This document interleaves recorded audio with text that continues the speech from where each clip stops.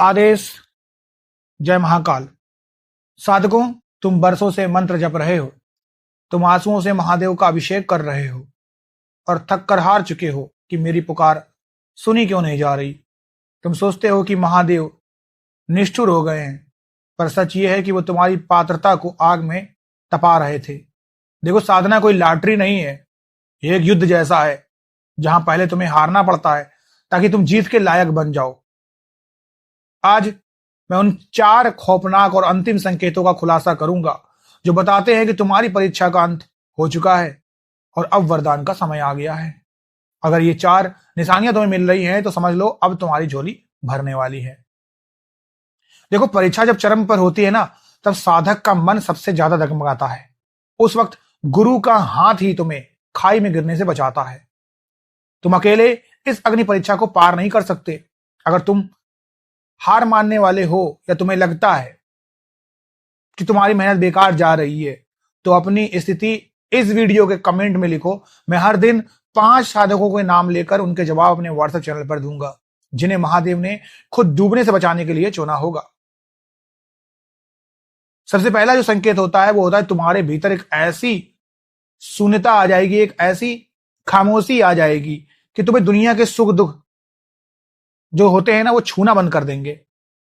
परीक्षा के दौरान महादेव तुमसे सब कुछ छीन लेते हैं, मान सम्मान, पैसा और कभी कभी अपने भी। और ये बात आज मेरे जो शक्ति की परीक्षा वाले वीडियो में मिस्टर जितेंद्र वर्मा जी हैं, उन्होंने कमेंट किया है। काफी पुराने से मुझसे जुड़े हुए हैं, जब से ये शायद यूट्यूब चैनल होगा 2021 से, तब से जुड़े हुए हैं। इंस्टाग्राम में भी जुड़े हुए हैं। तो सबसे पहले जो लोग पुराने से मुझसे जुड़े हुए हैं, बहुत बहुत स्वागत भी है, धन्यवाद भी है कि आप सब लोग जुड़े हैं। देखो, जब तुम बिल्कुल अकेले रह जाते हो फिर भी तुम्हारे होठों पर महादेव का नाम होता है, तब तुम्हारी परीक्षा खत्म होती है। तुम्हें अचानक ऐसा लगेगा कि अब तुम्हें कुछ नहीं चाहिए। ये इच्छाओं का मर जाना ही संकेत है कि तुम अब शक्ति को संभालने के लिए लायक हो चुके हो। जब मन समंदर की तरीके से शांत हो जाए तो समझ लो लहरें अब मोती लेकर आने वाली हैं। दूसरा संकेत, जब तुम्हारी परीक्षा खत्म होने वाली होती है तो तुम्हारे इष्ट महाकाल, मां काली या भैरव तुम्हें साक्षात संकेत देते हैं। तुम्हें स्वप्न में वो दिव्य स्थान दिखेंगे जहां तुम्हारी सिद्धि छिपी हुई है। तुम्हें अचानक अपने इष्ट की आंखों में वो ममता दिखेगी जो पहले क्रोध या उदासी लगती थी। तुम्हें ऐसा महसूस होगा कि कोई अदृश्य हाथ तुम्हारे सिर पर रखा है। अगर तुम्हें मंदिर की खुशबू या मंत्रों की गूंज बिना किसी वजह के सुनाई देने लगे तो समझ लो कि शक्ति ने तुम्हें स्वीकार कर लिया है और अब पर्दा हटने वाला है। अब सत्य प्रकट होगा। तीसरा संकेत, तुम्हारी बाहरी दुनिया का।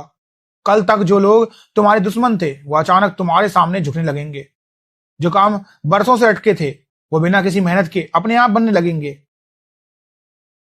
इसे ब्रह्मांडी तालमेल कहते हैं। जब तुम्हारी साधना सिद्ध होती है तो प्रकृति खुद तुम्हारे लिए रास्ता छोड़ देती है। तुम्हें अचानक ऐसा लगेगा कि तुम जो सोच रहे हो वो घटित हो रहा है। अगर तुम्हारी जिंदगी का तूफान अचानक थम गया है और हर तरफ से मदद के हाथ बढ़ रहे हैं, तो मुहर लग गई है कि महादेव ने तुम्हारी परीक्षा की फाइल बंद कर दी है और सिद्धि का आदेश दे दिया है। चौथा और सबसे गुप्त संकेत, तुम्हारे भीतर की ऊर्जा। तुम्हारी आंखों के बीच यानी आज्ञा चक्र, जिसे हम थर्ड आई कहते हैं, वहां पर वो भारीपन खत्म होकर एक शीतलता में बदल जाएगा। तुम्हें हर वक्त एक दिव्य प्रकाश अपनी बंद आंखों के सामने स्थिर दिखेगा। तुम्हारे कानों में ओम की गूंज या शंख की आवाज 24 घंटे गूंजेगी। ये संकेत है कि तुम्हारी 72,000 नाड़ियां शुद्ध हो चुकी हैं और अब तुम एक रिसीवर बन चुके हो। अब तुम जो भी मंत्र बोलोगे वो ब्रह्मांड में गूंजेगा और यही वो क्षण है जहां साधक और ईश्वर के बीच का पर्दा जलकर राख हो जाता है।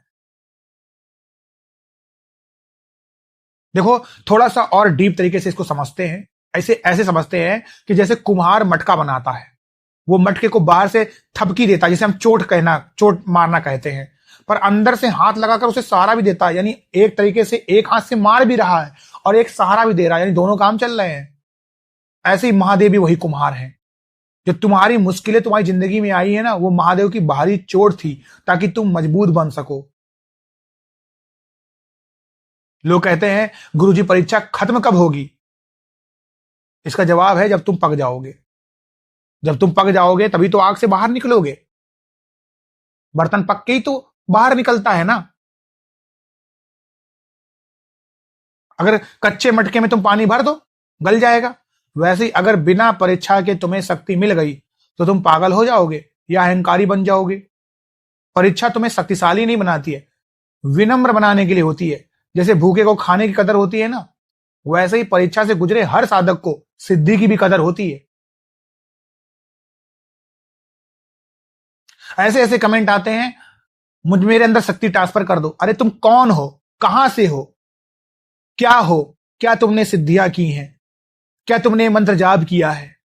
तुम्हारे अंदर की पात्रता कितनी है? द्रोणाचार्य ने सबकी परीक्षा ली थी और सबसे क्वेश्चन किया था कि तुम्हें क्या दिख रहा है। जब बोला ना किसी एक ने कि मुझे आंख दिख रही, अर्जुन ने, तब कहा मारो। लोगों को शक्तियां सिद्धियां चाहिए। एक बात समझ लो, परीक्षा से हर इंसान को गुजरना पड़ेगा, तभी सिद्धियां मिलेंगी। परीक्षा खत्म होने का मतलब ये नहीं है कि तुम साधना छोड़ दो। ये तो असली सफर की शुरुआत है। कई साधक यहां आकर घमंड में आ जाते कि मैं तो पास हो गया। जिस दिन अहंकार आया ना, उसी दिन महादेव तुम्हें फिर से पहली क्लास में बिठा देंगे।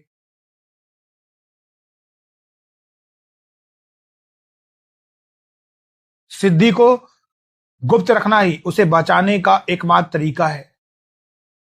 अपनी शक्ति का ढिढोरा मत पीटना। मर्यादा में रहोगे तो ब्रह्मांड जीत लोगे, मर्यादा लांघी तो शमशान की राख भी नसीब नहीं होगी।